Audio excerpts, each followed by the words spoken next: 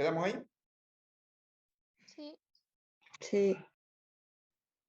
Bien, entonces vamos entrando, estamos en la parte muscular del miocardio, ¿ya? O sea, del corazón, perdón. Entonces el miocardio está entre el epicardio y el endocardio. O sea, si vamos de afuera, está primero el pericardio, que es una bolsa, dijimos, externa. ¿Ya? Acabamos de hablar de las patologías del pericardio. Hemos dicho también que ese pericardio tenía una pequeña cantidad de líquido seroso que permitía el movimiento del corazón. ¿Ya? Entonces nos vamos adentrando ya en la parte muscular. ¿Ya? Entonces hacia afuera tenemos el epicardio, el miocardio y el endocardio. ¿Ya? Entonces cuando hablamos del pericardio, perdón, del miocardio, tenemos también patologías que generalmente están relacionadas con algunos trastornos nutricionales o definitivamente con procesos inflamatorios que pueden ser por bacterias, por virus o por parásitos. ¿Ya? Entonces, cuando nosotros hablamos de procesos inflamatorios, volvemos a esa génesis de concepto que tenemos que es la inflamación es una respuesta vascular, ¿ya? A cualquier agente injuriante. En este caso, principalmente los agentes injuriantes son los biológicos. Entonces vamos a hablar de bacterias, virus y parásitos. ¿Okay? Sin embargo, como les decía, también tenemos algunas degeneraciones, algunos trastornos degenerativos producidos por algunas deficiencias de algunos minerales o algunas vitaminas. En este caso hablamos de una miopatía degenerativa nutricional, ¿ya? Causada por deficiencia de vitamina E y selenio. ¿Ya? Esta enfermedad también se la conoce como enfermedad de músculo blanco, porque esa es la característica que da una deficiencia de vitamina E y selenio. O sea, partes del músculo que son de color rojo intenso, lo observamos de un color blanco. ¿Ya? Más observable en becerros y corderos, afecta al músculo esquelético, o sea, al miocardio, y como lesiones macroscópicas nosotros observamos áreas pálidas en la superficie del epicardio. ¿Sí? Microscópicamente hay fibras hinchadas, hipereosinofílicas, ¿ya? O sea, con una mayor coloración, sin estriaciones, observamos núcleos pignóticos, presencia de macrófagos, neutrófilos y calcificación de las fibras musculares. ¿Ya? Cuando ustedes estudiaron de las patologías de los núcleos, las clasificaron en 3, ¿verdad? ¿Cuáles son esas? ¿Qué patologías podemos observar en el núcleo de las células? Pignosis, cariólisis y cariolexis. ¿Ya? Entonces, eso es lo que observamos, eso es lo que observaron ustedes en patología general. En este caso, encontramos núcleos pignóticos. Así se observa un corazón con una miopatía degenerativa nutricional. Estamos hablando de una deficiencia de vitamina E y selenio. Sin embargo, esto no altera el funcionamiento del corazón. ¿Ya? Tampoco esas áreas blancas son más friables, o sea, más blandas, en otras palabras. No tiene la apariencia de un músculo necrótico. ¿Ya? Definitivamente es una deficiencia de vitamina E más selenio. La vitamina E o selenio más están relacionadas con las funciones reproductivas. ¿Ya? Entonces, no va a causar un mal funcionamiento del sistema cardiovascular. Sin embargo, cuando nosotros hacemos una necropsia de un animal, observamos estas áreas pálidas que estamos viendo. ¿Ya? Entonces, eso lo describimos como una miopatía degenerativa nutricional. ¿Sí? Si hacemos el corte, va a ser mucho más evidente, ¿ya? Esas áreas blanquecinas. Ahí se hizo el corte a nivel de los ventrículos, un corte transversal para que nosotros podamos observar esas áreas blanquecinas. ¿Sí? Otro trastorno también generativo es la enfermedad del corazón en mora. ¿Ya? Principalmente esto lo observamos en cerdos de edades tempranas, 3 a 4 meses. También es una deficiencia de vitamina E y selenio. En estas áreas nosotros observamos áreas hemorrágicas. Cuando hablamos de hemorragias, acuérdense que clasificamos ¿cómo se clasifican las hemorragias? ¿Cuál es la clasificación de hemorragias que dieron?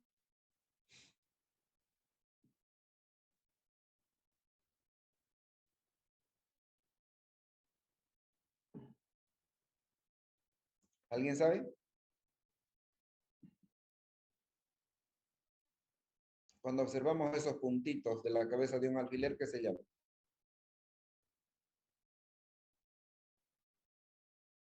Después la otra, casi de 1 centímetro, esas se llaman equimosis. Y luego están las sufusiones. ¿Se acuerdan de patología general? Bueno, ¿hay alguien al otro lado o estoy hablando solo? Petequias, doctor. Sí, doctor. Ya, así se clasifican en petequiales, equimóticas y sufusiones. ¿Ah? Entonces, principalmente las hemorragias petequiales y equimóticas, ¿ah?, se dan en procesos febriles. Entonces, hay mayor permeabilidad de los vasos sanguíneos y ahí salen solamente los glóbulos rojos, no salen las otras células que son inflamatorias. ¿Ah? Entonces, por eso vemos esos puntitos. Ahí decimos hemorragias petequiales. Cuando nosotros vemos hemorragias petequiales, inmediatamente podemos relacionar con algún cuadro febril, que principalmente se presenta en enfermedades víricas, o sea, en infecciones víricas. ¿Ah? Los virus provocan cuadros febriles altos. Entonces, ¿qué hace la fiebre? Dilata los vasos sanguíneos. Y esa dilatación de los vasos sanguíneos permite que los glóbulos rojos salgan al exterior y eso es lo que nosotros estamos viendo. ¿Tá? En este caso, observamos una equimosis, ¿tá?, que es un tipo de degeneración por deficiencia de vitamina E y selenio que observamos principalmente en cerdos. ¿Tá? Microscópicamente, observamos microangiopatía alimentaria, hinchazón del endotelio, depósitos de materia fibrinosa, algunas trombosis. ¿Ah? Y esto sí en cerdos puede provocar la muerte por algunas arritmias que pueda presentar el animal. ¿Por qué se llama enfermedad del corazón hemora? Porque presentan esas áreas hemorrágicas, equimóticas, que dan la característica de mora. ¿Ah? Por eso se llama corazón de mora. Doctor, Y se presenta principalmente en cerdos jóvenes. disculpe, Dígame, doctor. dígame Álvaro. A mi perra ahora, a mi pug, le sacaron igual una hemometra Hemometra. ¿De dónde? de la parte del abdomen. ¿Algún coágulo? Sí, doctor, tenía 6 coágulos en la parte esto, mire, en la parte del útero. Pasa que estaba en gestación y al final los absorbió y se momificaron. Ya.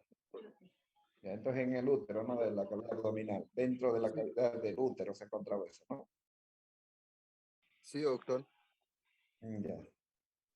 Bueno, en esos casos, cuando hay algún proceso febril o infeccioso, se presenta esos cuadros. Entonces, lo... ¿Sí? ¿Hello? Ah, ya. Claro, eso no lo digo, no. ¿Ah? Entonces, algunos cuadros infecciosos producen eso, entonces el animal no puede abortar y eso se modifica. ¿Ah? Y eso es normal en esos casos, simplemente hay que operar y sacar esos animales momificados. De lo contrario, podría tener problemas infecciosos hasta la muerte del animal. Entonces ahí se tiene que actuar rápido, se tiene que operar. ¿Ok? Sí, doctor, porque incluso de ese problema saltó a un problema parasitario. Y yo creo que los parásitos ya estaban ahí. El problema ahí era que podía convertirse en una septicemia. Entonces ahí va a haber no sé si ya estaba con pus, pero iba a aparecer material purulento y eso podía causar una septicemia y la muerte del animal. Por eso es que en estos casos se tiene que operar rápido antes de que entren en esos procesos.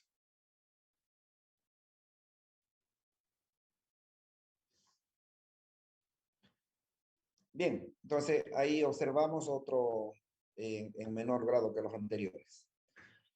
Bien, cuando hablamos de trastornos infecciosos, lo primero que tenemos que reconocer es que las bacterias, los virus, los parásitos pueden llegar a través de la sangre a cualquier órgano, y en este caso estamos hablando del miocardio. ¿Ah? En estos procesos septicémicos, cuando las bacterias o los virus empiezan a circular, ustedes estudiaron en bacteriología y también en virología, ¿ah? Que cada uno de estos entes tiene unas características culturales. ¿Ah? Cuando nos referimos a las características culturales de las bacterias principalmente, nosotros reconocemos que ellas necesitan, de acuerdo a la clasificación que han hecho, determinada cantidad de oxígeno, humedad bueno, y otras características para poder reproducirse.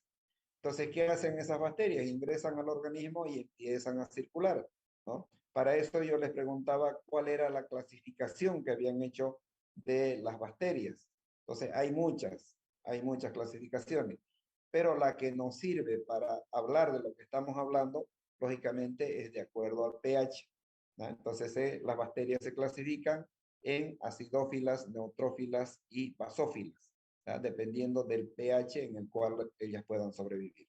Entonces, empiezan a circular y, lógicamente, las bacterias acidófilas van a buscar pH ácidos, principalmente eso se encuentra en el tubo digestivo, pero las basófilas, ¿ah? Van a buscar pHs ligeramente alcalinos, y todo lo que nosotros tenemos en el sistema respiratorio y en el sistema cardiovascular es un pH, dijimos, ligeramente alcalino. Entonces, estas bacterias van a tender a quedarse en estos órganos y a reproducirse dentro de ellos. ¿Ah? Entonces, así es que van a llegar las bacterias hasta el músculo del corazón, ¿no? ¿Por dónde ingresan? Por cualquiera de los sistemas, por la piel, por el tubo digestivo, por el sistema respiratorio, por cualquiera de esos sistemas. Por un mal tratamiento pueden ingresar esas bacterias y causar un proceso septicémico y llegar, en este caso, hasta el corazón. ¿Ah? ¿Qué vamos a observar ahí? Una inflamación. Si estamos hablando de una miocarditis bacteriana, estamos reconociendo que si nosotros vemos al microscopio, vamos a encontrar gran cantidad de neutrófilos. ¿Ah? Eso denota que hay una infección bacteriana. ¿Sí? Macroscópicamente podemos encontrar material purulento. ¿Por qué? Porque son bacterias piógenas las que están atacando y van a producir ese cuadro. ¿Sí? Siempre que nosotros pensemos en inflamación, pensemos primero en los signos cardinales, ¿ya? Entonces ese músculo va a estar caliente, va a estar prácticamente friable, y el peligro que reviste una inflamación a este nivel es que el músculo cardíaco se pueda romper y la sangre pueda salir al saco pericárdico y producir un tamponamiento cardíaco y una muerte súbita. ¿Okay?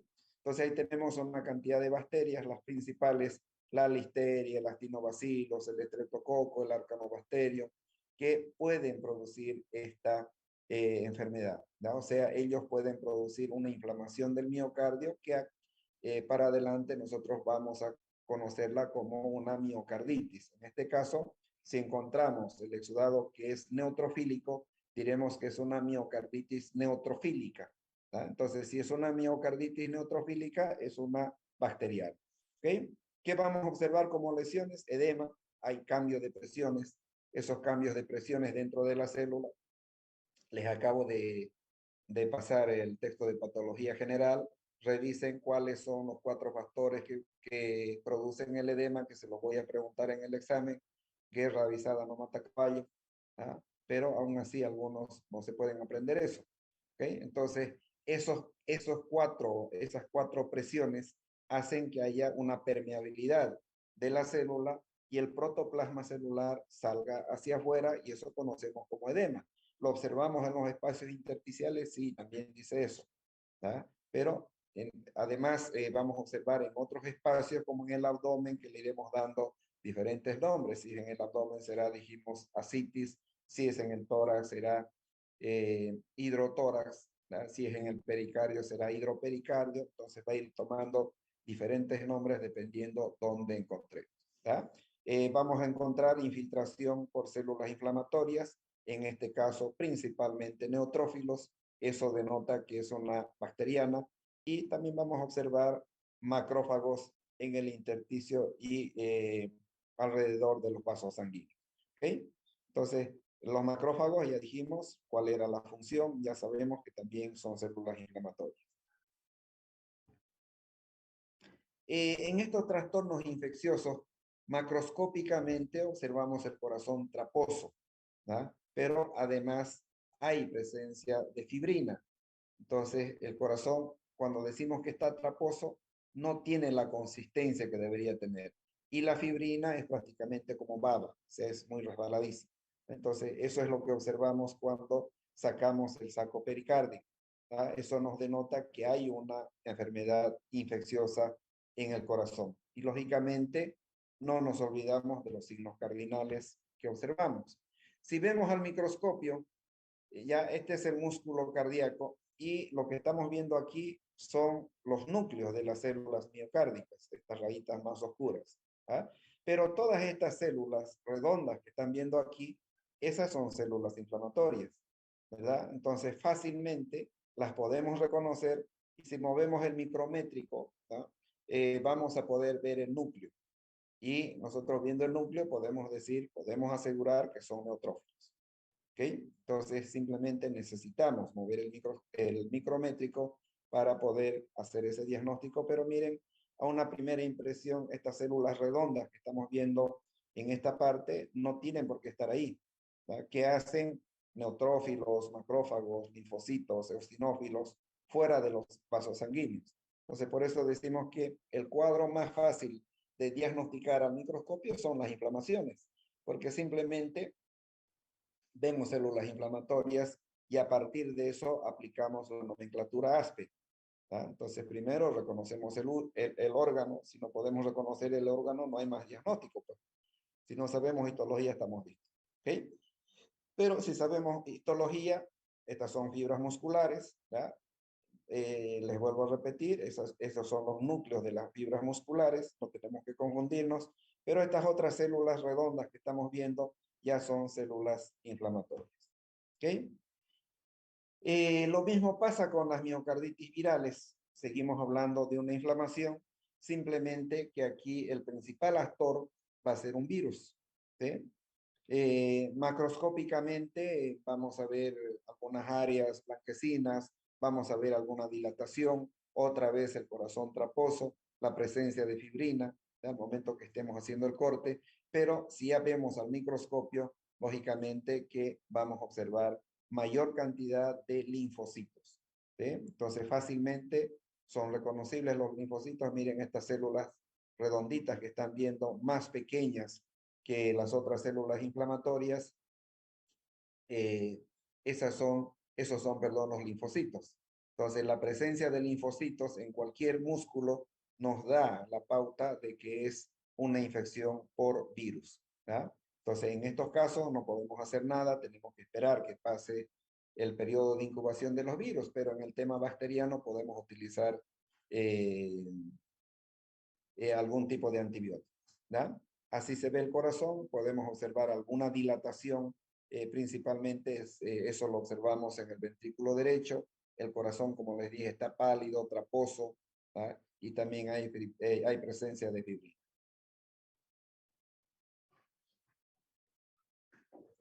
Doctor, disculpe una pregunta. Diga. ¿Eso es por el parvovirus canino? Porque en la anterior pues, usted decía parvovirus canino. En cualquier enfermedad vírica. ¿Ya? Entonces ahí hemos puesto de ejemplo en una parvovirosis. En los caninos, por ejemplo, el parvovirus produce una diarrea sanguinolenta, o sea, principalmente ataca al tubo digestivo. Pero eso no quiere decir que el virus está circulando y puede atacar también a otros sistemas, en este caso al corazón. ¿Da? La mayoría de los problemas se vuelven problemas multisistémicos. No es que solamente el corazón tiene un problema o el tubo digestivo. En este caso, vean que parvovirosis en perros causa diarreas y en cerdos, por ejemplo, la parvovirosis causa abortos. ¿No? O sea, ataca al sistema reproductivo. En perros ataca al sistema digestivo. Bueno, también estudiaron ustedes parasitología. También vamos a observar algunas larvas o algunos parásitos adultos. ¿Verdad? Algunos son propios del corazón, algunos son erráticos, como estudiaron en parasitología, el cisticercus, trichinella, sarcocistis, el tripanosoma, el toxoplasma, son propios del corazón, ¿verdad? Pero también hay otros que son erráticos, que pueden quedarse, o algunas fases larvarias que en esa migración hemopulmonar que ustedes hablaron en parasitología, en ese ciclo evolutivo, que hablan con el doctor Vaca y el doctor Santa Cruz, hay algunas larvas que no solamente vamos a observarlas en el corazón, sino que también podemos observar en otros órganos, hasta en el cerebro, ¿verdad? Entonces, hay algunas larvas erráticas que van a causar ese tipo de problemas. ¿Okay? El tripanosoma es una enfermedad muy conocida, causa el Chagas, ya saben ustedes, en todas esas especies. Estamos hablando de perros, monos, ratones, olas silvestres. Vamos a observar dilatación de la parte principalmente derecha, tanto de aurícula y ventrículo derecho. ¿Ah? Esa va a ser la parte más afectada. Y microscópicamente vamos a observar tejido necrótico, granulomatoso, amastigotes intra y extracelulares. ¿Ah? Entonces, estos amastigotes que ustedes los estudiaron en parasitología, no solamente ustedes han estudiado, sino que también han visto al microscopio. ¿Sí? El toxoplasma causa problemas similares. ¿Ok? Bien, ya ese es un corazón ya un poco más avanzado. Tenemos ahí un trastorno infeccioso por bacterias. ¿Ya? Entonces esas bacterias, como son bacterias piógenes, y empezaron a producir cierto grado de material purulento. ¿Ya? Entonces esos son corazones con trastornos infecciosos. ¿Ya? Ese corazón traposo, ese corazón que vimos como que tiene como baba, algo ligoso, ¿ya? Que eso es fibrina que denota un proceso infeccioso.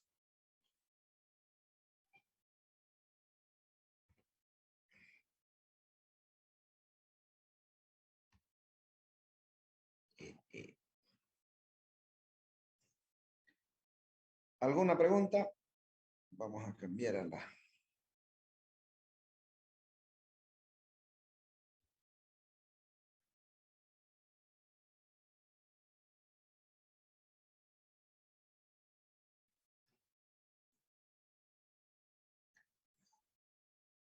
¿Alguna pregunta?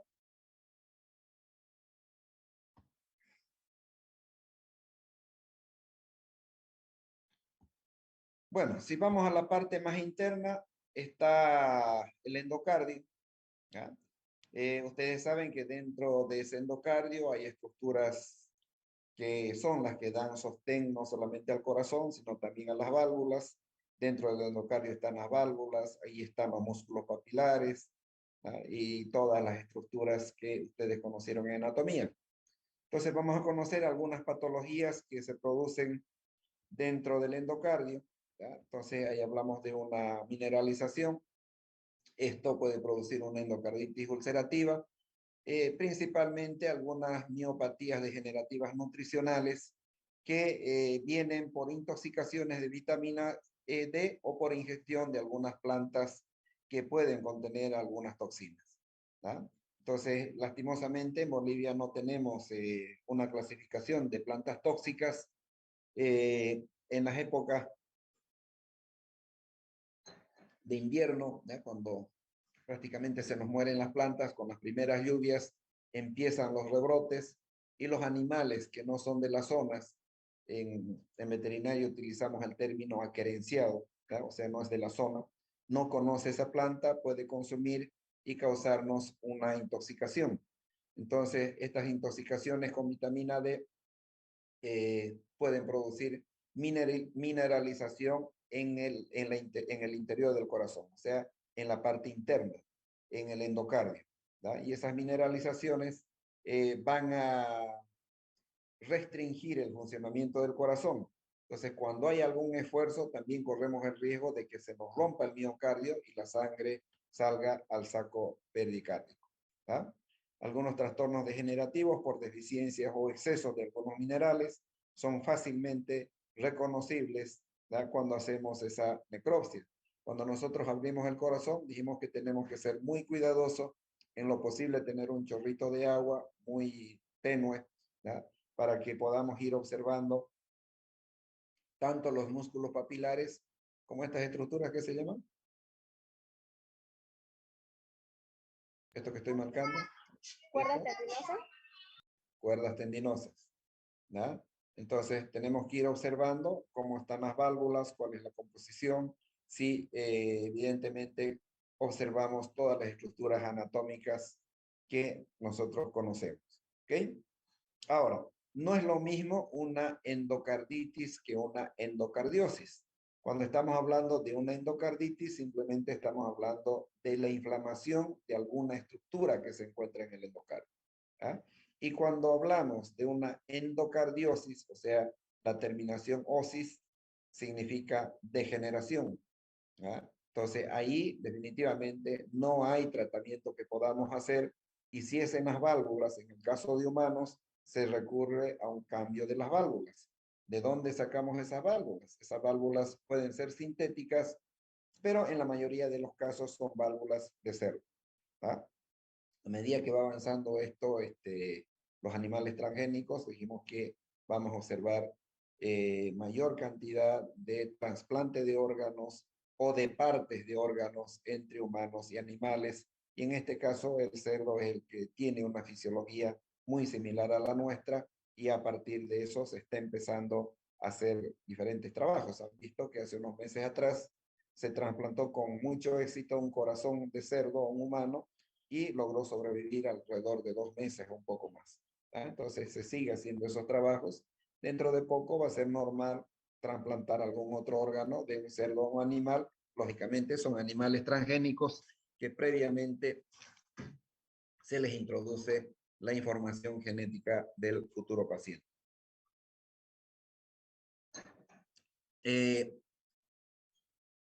Estas degeneraciones, tanto en animales como en humanos, principalmente observamos en animales viejos.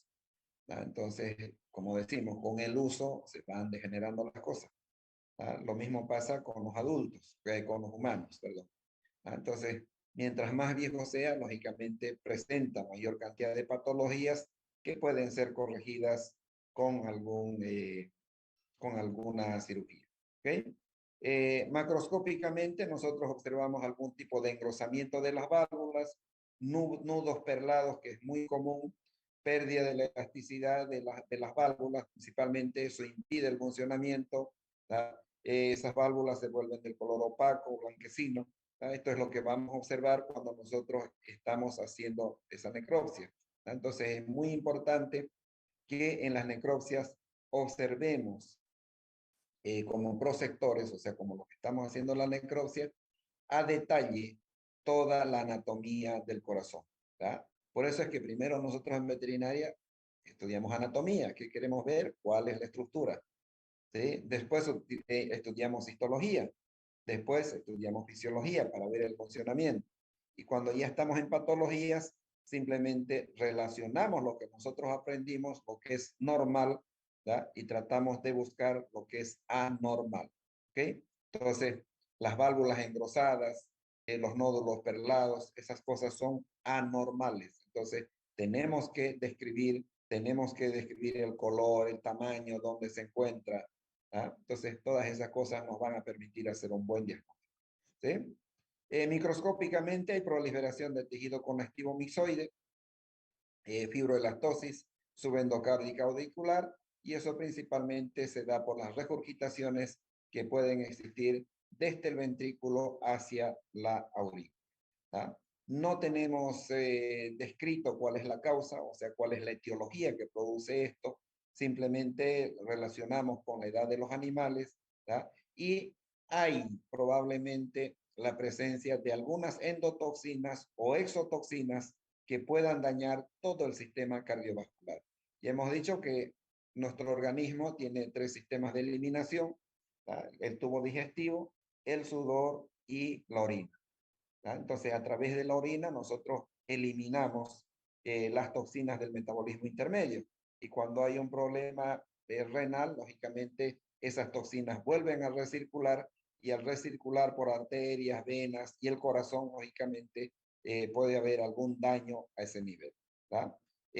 Otras observaciones que se hacen: puede haber alguna influencia genética en algunos animales, principalmente de pequeño porte, ¿tá?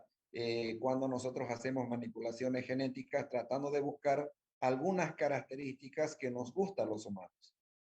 Entonces es más pequeño, que la trompita más chica, que sea más chiquito, que tenga más pelo o cualquier de esas cosas. Empezamos a hacer cruzas con los padres, con los abuelos, con los bisabuelos y no solamente observamos las características que queremos, pero también vamos observando cierto tipo de degeneraciones o trastornos del desarrollo en este tipo de animales. ¿Okay?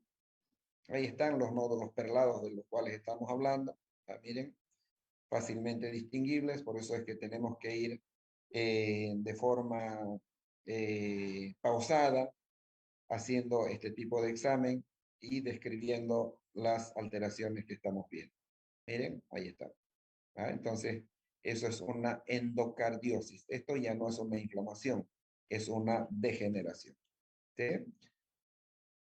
Pueden existir también algunos trastornos infecciosos a ese nivel, algunas endocarditis murales, principalmente asociados a algunas insuficiencias renales, lo que yo les comentaba en el caso de uremias. ¿Ya? Cuando nosotros hablamos de una uremia, reconocemos que el corazón no está eliminando las toxinas, perdón, los riñones no están eliminando las toxinas producto de ese metabolismo intermedio, por lo que se produce un cambio del pH de la sangre.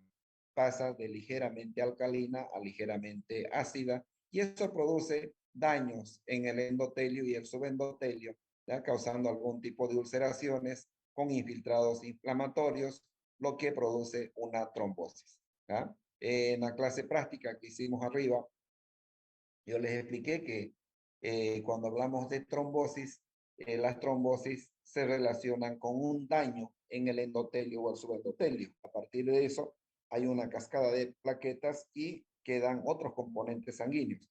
Por eso es que al microscopio siempre lo observamos pegado a un vaso sanguíneo. ¿Ah? Entonces pueden ser algunas bacterias como el Clostridium. Hemos hablado también que el Clostridium es una de las bacterias más importantes dentro de lo que es la medicina veterinaria. Vamos a encontrar algunos trombos adheridos al endocardio o alguna aurícula o ventrículo. De una vez eso, ¿no? Me dan un minutito.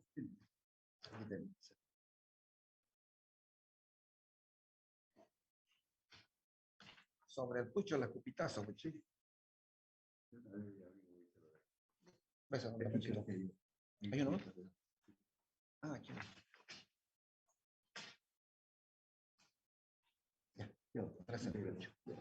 ¿Ok? Entonces, siempre nosotros vamos a relacionar con ese tipo de trastornos.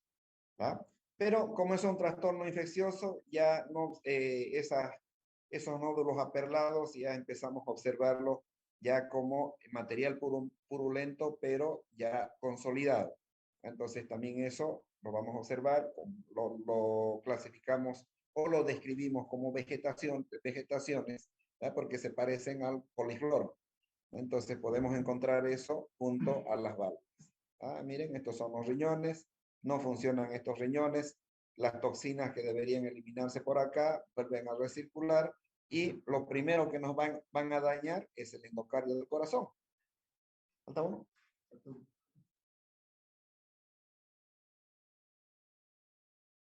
Gracias. No, tranquilo. ¿Ya? Entonces, lo primero que nos va a causar es daños dentro de lo que dijimos, el endotelio y el subendotelio de arterias y venas, pero también el endocardio. ¿Ya? La sangre circula por todo el sistema cardiovascular. Por lo tanto, el corazón no está exento de los daños que se va a generar por la recirculación principalmente de urea, creatinina, ¿ya? Que son materiales tóxicos que nos van a ir dañando todas las estructuras internas primero del sistema cardiovascular y después prácticamente se convierte en un problema multisistémico, ¿verdad? Llegando hasta dañar las mucosas del tubo digestivo. ¿Sí? Algunas endocarditis valvulares producidas por Erythropelotrix, Archaeobacterium, Staphylococcus, Streptococcus, que son principalmente los que llegan por vía hemática y producen esas vegetaciones de las cuales le estaba hablando, que se parecen a un coliflor. Por eso es que lo describimos de esa forma. Este ya es un problema bacteriano. ¿Ah? Entonces, esto va a causar un paro cardíaco. ¿Sí? Principalmente, ¿de dónde vienen estos? Cuando estamos hablando principalmente del estreptococo, ¿verdad? Muchas de las enfermedades de las vías superiores respiratorias, maltratadas, mal curadas, ¿verdad? Empiezan a agarrar los vasos sanguíneos, van y se ubican a nivel de las válvulas del corazón. ¿Sí? Por eso es que cuando se hace un tratamiento, el tratamiento tiene que ser muy bien hecho. ¿Verdad? En lo posible, primero hacer un antibiograma, saber qué antibiótico se va a utilizar. Hacer un antibiograma vale 20 bolivianos, pero ustedes le van a apuntar bien. ¿Qué hacemos los veterinarios o los médicos? Si quieren, hablemos de tanto médico veterinario como médico humano. Agarramos una quinolona, sea un antibiótico de última generación, y le damos al paciente. ¿Verdad? Entonces, ¿qué estamos haciendo? Es como agarrar una escopeta y dar un chumbazo. Si llega, llega. ¿Verdad? Sin embargo, lo correcto sería sacar una muestra, hacer un antibiograma, después agarrar un salón, apuntar bien y tic, nada más. ¿Verdad? Entonces, muchas veces esos chumbazos no le llegan. Y terminamos con un cuadro como este, y cuando hacemos una necropsia nos damos cuenta que esa bacteria dañó de tal forma las válvulas que terminó produciendo un paro cardíaco. ¿Okay? Bueno, ahí hay otra vez algunas degeneraciones, principalmente de las válvulas, que terminan produciendo algunos daños. Bueno, de trastornos circulatorios no vamos a volver a hablar. Es más, dentro de lo que yo les pasé, está bien descrito los trastornos circulatorios. Esos se dan en el sistema cardiovascular. Hemos hecho todo un capítulo en patología general que no vale la pena que volvamos a hablar de tromos, émbolos, inflamaciones y todas esas cosas. ¿Okay? De todas maneras, lo tienen por escrito en lo que les acabo de enviar, pero tenemos que ser conscientes que los trastornos circulatorios entran al examen de patología. ¿verdad? De todas maneras, también en la clase práctica que tuvimos, incidimos, les volvimos a explicar cómo es que se dan este tipo de trastornos, y yo les pido que se pongan a estudiar, pongan a leer lo que les acabo de enviar. ¿Ok? ¿Alguna pregunta? Les dejaremos algo para la imaginación.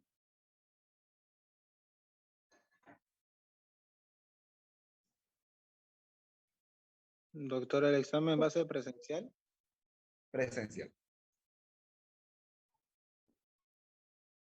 Y Dios mediante, de la otra semana, todas las clases las vamos a hacer presencial. Si ustedes ven, están pasando clases en el kinder, en la escuela, en los colegios, y todos. ¿Cuál fue el motivo? Porque en la universidad no se empezó con las clases presenciales. En parte había razón, que prácticamente 2 años estuvieron cerrados los ambientes. Había que limpiar, había que ver la iluminación, aires, cortinas. Bueno, nosotros tenemos cortinas y todas esas cosas. ¿Okay? Entonces, en reunión con el rector, con los decanos pidieron un tiempo para poder poner en condiciones las aulas. Creo que ya estamos en condiciones de poder pasar, por lo menos en la facultad. Y mañana tenemos una reunión con el vicerrector. Nosotros le vamos a pedir que después del primer corte reiniciemos todas las clases de forma presencial. Creo que nos estamos haciendo mucho daño pasando clases virtuales. No hay motivo. Ya si ustedes van por la calle, ya inclusive ya hemos dejado de utilizar barbijos. Dios mediante, ya no habrá pues otra ola, ¿no? Y las vacunas también ayudan. Se supone que todos estamos vacunados. ¿No hay alguien que no esté vacunado en el curso? ¿Hay alguien que no esté vacunado?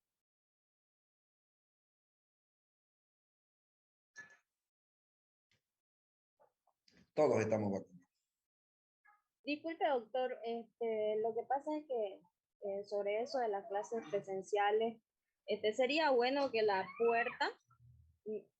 puerta principal nos las dejen abierta porque habemos alumnos que pasamos hasta en la noche y cuando tenemos que salir salimos por la parte de atrás del canal 11 y es bien oscuro y cualquier cosa puede pasar, todo el mundo entra por ahí, puede pasar cualquier cosa, entonces eso yo lo que pediría, porque Sí, es peligroso para nosotros pasar por ahí todas las noches que tenemos que ir a clase.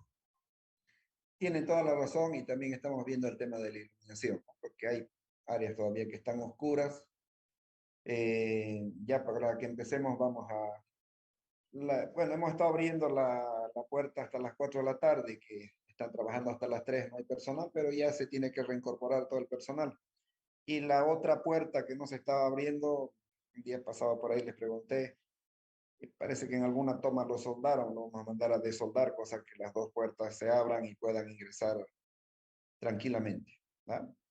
Estamos también queriendo reabrir, bueno, no reabrir, abrir por primera vez, ampliar el horario del hospital. Dios mediante, dentro de poquito estaremos por lo menos atendiendo hasta las 10 de la noche y eso también va a hacer que haya mayor afluencia de gente y no haya ningún peligro para ustedes, porque no deja de ser, el campus está oscuro, ya nosotros lo reclamamos al rector, prácticamente, si ustedes salen por donde salgan a las 8 de la noche, es oscuro, es peligroso, puede pasar cualquier cosa, ¿no? Entonces, para reiniciar las clases, nos vamos a asegurar de que haya una mejor iluminación y las puertas y nuestros serenos estén trabajando. ¿Ok? Doctor, el examen va a ser teórico, ¿no? Teórico, teórico. Todavía no vamos a dar examen práctico. ¿Y nos ¿Ya? podría Todo lo facilitar que su es sistema diapositiva? cardiovascular el examen. ¿Perdón? ¿Y nos Please. podría facilitar su diapositiva? ¿Ya? Les facilito. Les voy a Gracias. mandar unas clases grabadas, ¿ya? Para que repasen. Gracias, doctor. Listo, chicos. Doctor dijo que lo que nos envió el cuestionario, también va a entrar, dijo, al examen o cómo. Entra al examen. Eso es, si ustedes se fijan, es algo que ya llevaron. Yo se los volví a mandar para que le den una repasada, pero es imposible hablar de patología sistémica si no conocemos esos términos, pues, ¿no? O no conocemos fisiología. Es complejo. Entonces aquí no hay otra que apretarles. Yo les pregunto fisiología y les pregunto patología general, les pregunto bacteriología, porque estamos hablando de eso. ¿Ya? Lean el libro de patología general de trigo. Hay mayores descripciones, están descritas algunas enfermedades como modelos. ¿Ya? Se supone que ustedes están leyendo fisiología, están leyendo patología general, están leyendo el libro de trigo.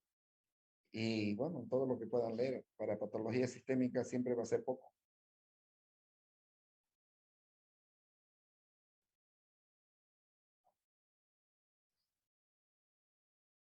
¿Ok? Bien, chicos, el examen está ahí y mañana a las 2 de la tarde, si hay algunas preguntas, hacemos algún tipo de repaso ya Sí, con miras al examen. un repaso está bien, doctor. ¿Ya? Hacemos mañana. ¿Listo? Gracias, doctor. Gracias. Listo, chicos. Nos vemos mañana. Hasta luego, que le vaya bien. Chao, chao, doctor. Chao. Hola, doctor.